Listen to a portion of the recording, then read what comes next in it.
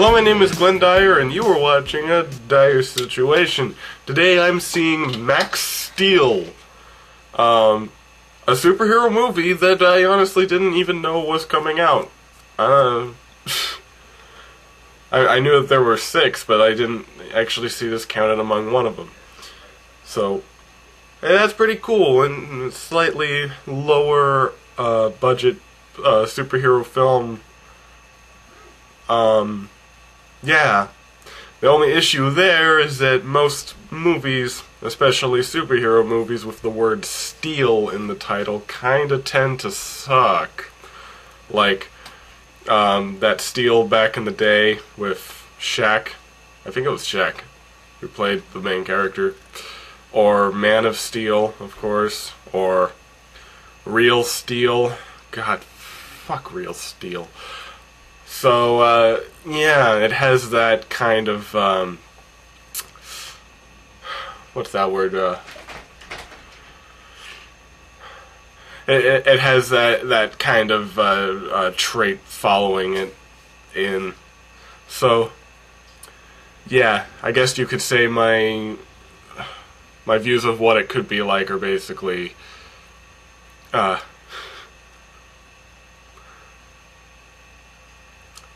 I'm basically expecting it to be kind of bad. Let's just put it that way.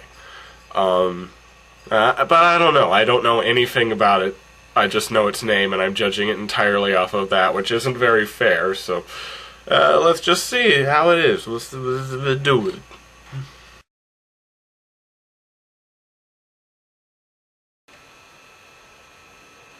Oh. Oh no. Okay, Jesus Christ, where do you even start with a movie like this? It's kinda difficult, you know, like, imagine this is like a 10th grade English class, and you have been given the assignment of writing an essay about, Charles Dickens, right? Just an essay about Charles Dickens, and everyone in the class does pretty well, but this one kid turns in a piece of gum he found underneath his desk. What kind of notes do you write about that? Like, ways to improve. Everything in this is wrong! God. Well, okay, I guess I'll just start with what the movie's about. Essentially, it's just a retelling of Star Kid. That's a movie from the 90s where, an alien robot suit comes down and, a kid gets involved with it, and then they team up to take down aliens.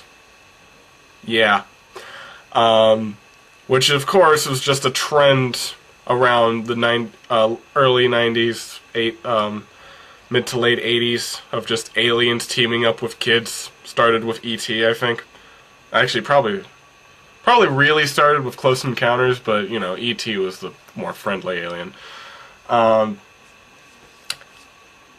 And oh god, this is so bad. I say that just because, God, it's hard to quantify. The only word to think of is incompetence. Gross incompetence. In terms of pacing, in terms of dialogue, in terms of, oh, editing. Oh, God, editing. I mean, during the first scene, well, the first scene after the credits, was the most confusing 10 minutes I've ever seen, where they are constantly cutting back and forth between the main character and his mom and some guy, I'm not sure who he is, just quietly eating dinner, and the alien robot bursting out of a power plant and destroying stuff. Like, and I think they might have been trying to make it either exciting or funny at the same time, and just making it really, really awkward. So it's just, so basically you're cutting from what reminds me of the transformations, the Electro transformation scene from The Amazing Spider-Man 2 to a family eating dinner. And just hard cutting back and forth multiple times. It was so disorienting. It was so, what the hell am I watching? Yeah, gross incompetence.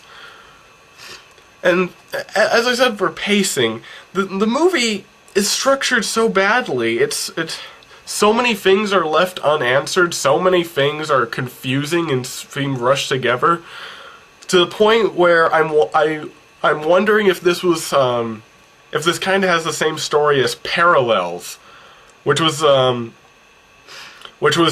movie that was originally going to be a pilot for a TV show, but some producer decided that he didn't want it on TV anymore and decided to bundle it up as a movie. But that guy at least had the common sense to make it direct to DVD. This. And the crazy thing is, I looked this up afterwards. This wasn't intended to be a TV show, but it is based on a show that also looks incredibly terrible. Like with some really crappy CGI. Like this, like, animated show and stuff. It's clearly based on that. I don't know why. I don't know who asked for a Max Steel movie. I thought it was just like an original superhero film, but apparently not. You know what this feels like? Throughout the movie, they keep showing off this effect that, where energy comes out of his hands, and it's like these weird blue ball wave things. And it looks like, it seriously looks like it was just created on Adobe After Effects. And that's what kind of makes me think that the whole movie was made when some guy came up with a neat Adobe After Effects look and decided, let's make a movie around that. What'll it be about? I don't fucking know, let's just do the wave thing. That's the best guess I can make. Let's make him turn into a Power Ranger. And fight tornadoes. Hell, I don't fucking know. And that is a real thing. He fights tornadoes.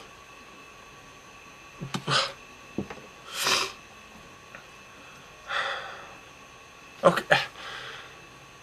This is very hard today, because everything is wrong, but I guess I just gotta keep going from subject to subject in this. The ending is fucking stupid in every possible way. So, plot-wise, his dad, the dad of our main character, I think is an alien that looks like a human, and then there's the other aliens that look more like little robots, and they're the evil aliens. I don't know what their purpose is. I don't know what they are on Earth to do, either of the aliens. But apparently one is evil because they make tornadoes, or something. We're never told their plan, at least I don't think we are. Never told their intentions. And yeah, and then the evil robot aliens kill the dad. Or no, this guy he's working with teams up with the evil aliens and kills the dad in order to get his energy to do something? It's not really well explained, because he wanted the energy for, I think, his power suit, but he has that now, and he hasn't done anything with it for 16 years, because the murder happened 16 years ago and he hasn't done anything with it. Yeah, or maybe it's because the dad thwarted him, because he put him inside of this, like, tube, and told him to release a bunch of energy, and the dad purposely released so much that it overloaded the thing. And luckily, this guy is the stupidest person in the world, because he captures our main character, who is the son, 16 years later, puts him in that exact same tube, and then seems surprised when the son gets the exact same idea to overload the freaking core, and yet somehow does not die this time. I don't understand it. And then, 2 minutes later, I'm not even joking, he's having a battle with this guy, and the guy's wearing this suit that can take all this energy and stuff, right? Like, takes energy whenever the guy blasts him with, whenever our main character blasts him with Kai Blast or whatever. And our main character starts shoving energy into him.